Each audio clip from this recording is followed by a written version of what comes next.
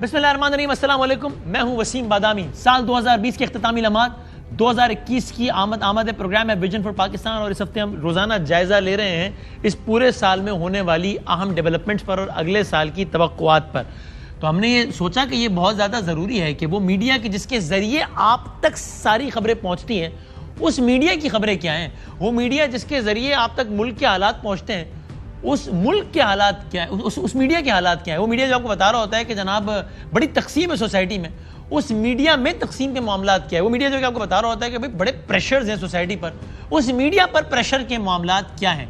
इसलिए आज की ये नशिस्त है 2020 मीडिया के लिए कैसा रहा, तकसीम कितनी रही, क्यों रही, प्रेशर कितना रहा, किसका रहा, क्यों रहा, एंकर्स के लिए मामलात कैसे रहे, कैसे रहने के इम्कान है, बतौर चैनल पूरे चैनल्स के लिए हालात कैसे रहे और क्यों रहे, पसे पर्दा कौन से अनासिर कार फरमाते। तो हमने पाकिस्तान के दो बड़े चैनल्स के दो बड़े एंकर्स को आज के प्रोग्राम में जहमत दी है। ARY न्यूज़ के flagship program off the record के होस्ट जनाब काशिफ अब्बासी साहब, जियो न्यूज़ के मशहूर मारूफ प्रोग्राम कैपिटल टॉक के होस्ट जनाब हामिद मीर साहब आज हमारे दरमियान मौजूद है। बड़ी दिलचस्प बहस होने की मुझे उम्मीद और तवक्को है। काशिफ अब्बासी साहब, स्टार्टिंग फ्रॉम यू, सवाल बड़ा सादा है, बज़ाहिर है, पता नहीं असल में इतना सादा है या नहीं। 2020 मीडिया के लिए कैसा रहा सर? देखिए, मीडिया के लिए एक और मुश्किल तो नहीं कहूंगा, लेकिन प्रेशर वाला साल जरूर था। पिछले सालों से मेरा ख्याल है जब से मैं इस फील्ड में आया हूं, मैंने वो साल नहीं देखा जिस साल में मीडिया पर प्रेशर ना हो। किसी एक चाय साइड का, किसी दूसरी चीज पर, किसी तीसरी चीज पर प्रेशर हमेशा रहते हैं। कभी पॉलिटिशियन डालते हैं, कभी एस्टैब्लिशमेंट की तरफ से आते हैं, मुख्तलिफ इदारे। आपको याद है, आप तो कराची बैठे थे, मुत्तहिदा का कितना प्रेशर होता था आप पर जब वो मार्केट में होते थे। तो इस तरह का ये साल भी उस लिहाज से कि प्रेशर्स हैं, बिल्कुल हैं। मैं आपको पिछले दिनों मौलाना साहब और मरियम बीबी एक प्रेस कॉन्फ्रेंस में कहा कि जी एंकर्स अब सीधी बात नहीं कर रहे, जलसे के बारे में सच नहीं बता रहे, उनके ऊपर प्रेशर है इसलिए झूठ बोल रहे हैं। क्या इतने प्रेशर हैं? इतने प्रेशर नहीं है। मैं इस बात से कतन, मेरा नहीं ख्याल है। जिस दिन हुआ शायद मैं उस दिन खामोश हो जाऊंगा, लेकिन किसी के कहने पर खामोश हो जाऊंगा, यानी अगर हो सकता हम छोड़ दें, कुछ करेंगे, लेकिन किसी के कहने पर झूठ बोलना इतना आसान काम नहीं होता। सो क्या हम बहुत ज्यादा प्रेशर में, कुछ प्रेशर में तो होंगे, कहीं इदारों से प्रेशर होता है, इदारों की अपनी डीलिंग्स होती है किसी जगह पे, कहीं पॉलिटिकल पार्टीज के साथ डीलिंग है, कहीं उनकी दूसरे इदारों के साथ डीलिंग है, मालकान के प्रेशर्स हैं, एस्टैब्लिशमेंट के अपने प्रेशर्स हैं, पॉलिटिकल पार्टीज अपने प्रेशर्स डालती हैं। ये प्रेशर्स मौजूद हैं, लेकिन क्या बहुत ज्यादा प्रेशर है? मेरा ख्याल है इतना प्रेशर नहीं कभी हमें झूठ बोलने में मजबूर किया जा सके। ओके, हामिद मीर साहब, क्या टेक है आपका? देखें, मैं ये समझता हूं कि 2020 जो है ये मीडिया के लिए एक अच्छा साल नहीं था, लेकिन मैं काशिफ साहब की इस बात से इत्तेफाक करता हूं कि इतना प्रेशर मेरे पर या काशिफ साहब पे नहीं है कि कोई हमसे झूठ बुलवा ले। वो तो परवेज़ मुशर्रफ साहब भी नहीं बुलवा सके, उन्होंने हम दोनों पर पाबंदी लगाई थी और भी लोगों के ऊपर पाबंदी लगी थी, लेकिन हमने ना झूठ बोला था ना उनकी हिमायत की थी। लेकिन ये बात तो आप उससे इनकार नहीं कर सकते कि 2020 में मीडिया पर प्रेशर रहा है। जैसा कि आपको याद है कि ये काशिफ अब्बासी साहब जो हैं हमारे दोस्त हैं, तो एक प्रोग्राम था इनका, तो उसमें फैसल वाडा साहब जो हैं वो एक जूता ले आए थे, तो उसमें इनका तो कोई कसूर नहीं था, लेकिन पैमरा ने इनके प्रोग्राम पर पाबंदी लगा दी थी। उस पर सब ने एहतजाज किया और फिर ज़्यादा वो देर तक वो पाबंदी बरकरार नहीं रही। वो एहतजाज जो है उसका नतीजे में ये इनका जो प्रोग्राम है उस पर से पाबंदी खत्म हो गई थी। ठीक है, लेकिन ये तो ठीक है, ये तो इनके प्रोग्राम से पाबंदी खत्म होगी, लेकिन कुछ मीडिया पर और भी प्रेशर्स रहे। मसलन 2020 में ये मतीउल्लाह जान साहब हैं, हमारे एक कुलीग हैं, उनको अगवा किया गया। तो उस पर मैंने एक जो प्रोग्राम किया था, तो उस प्रोग्राम को किसी के प्रेशर पे एडिट कर दिया गया। तो अब वो तो पूरी दुनिया को पता है कि सब ने उस इशू पे बात की, काशिफ साहब ने बात की, नदीम मलिक साहब ने बात की, लेकिन प्रेशर जो है वो सिर्फ मेरे पे आया। तो ये जरा चैनल टू चैनल भी कुछ लोगों की पसंद या नापसंद और नाराजगी जो है वो डिफर करती है। लेकिन जो सबसे इंपॉर्टेंट चीज है वो मैं आपको ये बताना चाहता हूँ कि 2020 में ह्यूमन राइट्स मिनिस्ट्री और इंफॉर्मेशन मिनिस्ट्री दोनों ने भरपूर कोशिश की कि जर्नलिस्ट प्रोटेक्शन बिल मंजूर हो जाए, पार्लियामेंट में पेश हो जाए, मंजूर हो जाए।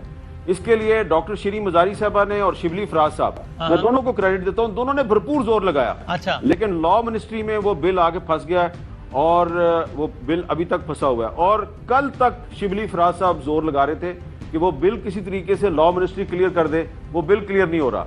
तो मसला सिर्फ मीडिया के हवाले से जो मामलात है ना, वो सिर्फ मीडिया को प्रॉब्लम्स का सामना नहीं है। अगर गवर्नमेंट के कोई लोग जो हैं वो मीडिया को फैसिलिटेट करने की कोशिश करते हैं और वो कहते हैं कि जर्नलिस्ट प्रोटेक्शन बिल आना चाहिए और बड़ा एक मॉडल बिल है वो, अगर वो बिल अगर मंजूर हो जाए तो इमरान खान की गवर्नमेंट को बड़ा क्रेडिट मिलेगा, क्योंकि साउथ एशिया में ऐसा बिल अभी तक कहीं से नहीं आया। वो बिल जो है उसका ड्राफ्ट जिस इंटरनेशनल मीडिया आउटफिट के लोगों ने देखा है वो बड़े हैरान होते हैं और बड़ा अप्रिशिएट करते हैं और उनका ख्याल है कि अगर इमरान खान ने ये बिल मंजूर करवा दिया तो उसको बड़ा क्रेडिट मिलेगा। लेकिन लॉ मिनिस्ट्री में वो बिल फंसा हुआ है। ओके, और अब लॉ मिनिस्ट्री का ही अपना अमल होता है, पर लॉ मिनिस्ट्री से भी कोई कहता है वो जाहिर है that remains a question. Kashif भाई साहब, एक तो मैं चाहता हूँ दो मौजूद बात कर लें। क्या इमरान खान साहब मीडिया के हवाले से अपने दावों में सही साबित हो पाया नहीं हो पाया? पहले मैं चाहता हूँ इस पर हम बात कर लें, फिर उसके बाद मैंने बात करनी है कि तो मीर साहब ने कहा ना कि जनाब अब हर चैनल का अपना एक मिजाज है, लोगों को भी मालूम है, अब ये कोई सीक्रेट नहीं रहा, ओपन सीक्रेट है कि जनाब जियो का एक मिजाज है यार।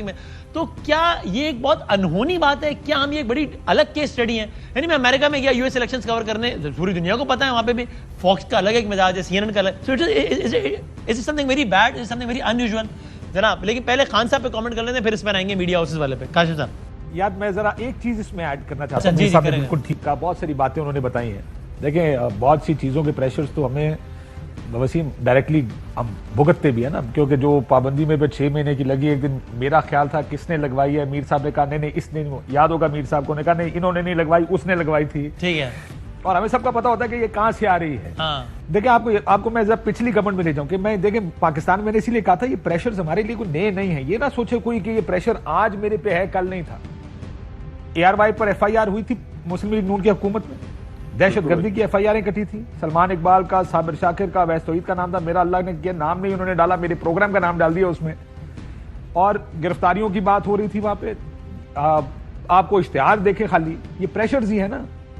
जब फाइनेंशियल किसी को प्रेशर डालना हो, ARY को मैं एक स्टैट पढ़ रहा था, 78 लाख रुपए के इश्तिहार मिले 5 साल में मुस्लिम लीग नून की गवर्नमेंट, जबकि जियो को मेरे ख्याल है 1.5-2 अरब से ऊपर के सिर्फ इश्तिहार टीवी चैनल को मिले थे।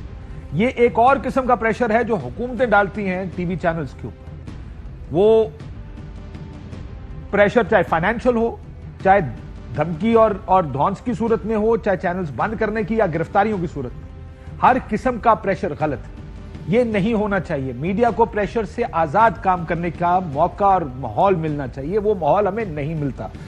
लेवल ऑफ प्रेशर कभी इधर चला जाता है, कभी इधर चला जाता है। कुछ चीजें ऐसी हैं। If I can frame a specific question, पिछले 2 सालों में लेवल ऑफ प्रेशर बढ़ा है या कम हुआ है रिलेटिवली आपके ख्याल में? अगर प्रेशर होगा भी, एंकर्स पर प्रेशर उस तरह नहीं आता है। चैनल के मालकान पर ज्यादा प्रेशर डालता है, न्यूज पे ज्यादा प्रेशर जाता है। हम लोगों को प्रेशर अगर हो भी तो इदारों का प्रेशर ज्यादा होता है, पॉलिटिकल प्रेशर हम नहीं लेते।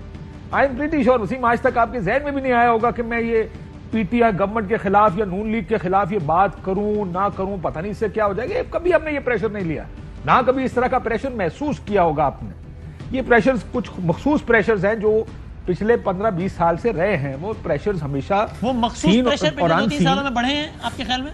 छोड़े जाने दें, ये बातें तो हम पिछले कितने सालों से करते आए हैं। ये जैसा मैं आपको बता रहा हूँ, पाबंदी किसने लगवाई, खान साहब की हुकूमत को आपके ख्याल में सवाल है जो कुछ करना चाहिए था वो उन्होंने किया? देखिए, क्या गवर्नमेंट्स क्या कर सकती हैं, उनका कितना इख्तियार है, वो एक अलहदा बहस है। क्या ज्यादा करना चाहिए था? एब्सोल्युटली करना तो चाहिए। आपको पता है कि मीडिया के हालात क्या है, और खान साहब से ज्यादा कौन बेहतर जानता है। उन्होंने 22 साल की ऑपोजिशन तो इसी मीडिया के साथ, जिसका अभी आप वो साउंड चलाना चाह रहे हैं, वो इसी मीडिया के साथ उसकी पोजीशंस देखकर, उसकी टेंशंस देखकर, उसकी पाबंदियां देखकर, उसके ऊपर क्या प्रेशर्स होते, सब देखकर वो यहां तक 22 साल उन्होंने पहुंचे हैं। हालांकि और ये भी खान साहब जानते हैं, खान साहब की पोजीशंस जो रही हैं माजी में मुख्तलिफ इशूज पर, वो तो अब बदली है ना आके। पहले तो उनको भी पता था कि कौन क्या कर रहा है। तो क्या has he done enough? I don't think he has done enough. लेकिन मतीउल्लाह जान का जिक्र किया, मतीउल्लाह जान के उठाए जाने के बाद नोटिस लेना एक चीज है, लेकिन उसकी तय तक पहुंचना एक और चीज। हाँ, और उसके बाद भी जब एक इंटरव्यू उनसे पूछा गया तो उन्होंने बड़ा मासूमाना अंदाज में, बल्कि चले दिखा दें, मतीउल्लाह जान क्या गिरफ्तारी के हवाले से खान साहब से पूछा गया, वज़ीर-ए-आज़म पाकिस्तान हुकूमत के सरबराह हैं,